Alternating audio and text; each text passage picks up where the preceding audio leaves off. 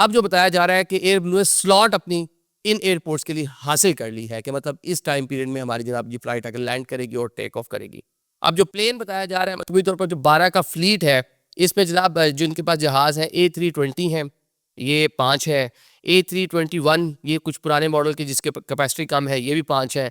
अच्छा, A321 neo ये 2 जहाज़ हैं इनके पास। तो इनमें से ही कोई जहाज़ जो A321 का प्लान किया गया है एयरबस का कि इसको इस रूट के ऊपर चलाया जाएगा। हफ्तावार 2 फ्लाइट होंगी, एक इस्लामाबाद से प्लान कर रहे हैं, दूसरी लाहौर से प्लान कर रहे हैं। इस्लामाबाद से 2,62,000 के करीब जो है ना वो आप देख लें कि पैसेंजर है एनुअल, और लाहौर में इसे 3 गुना ज़्यादा है।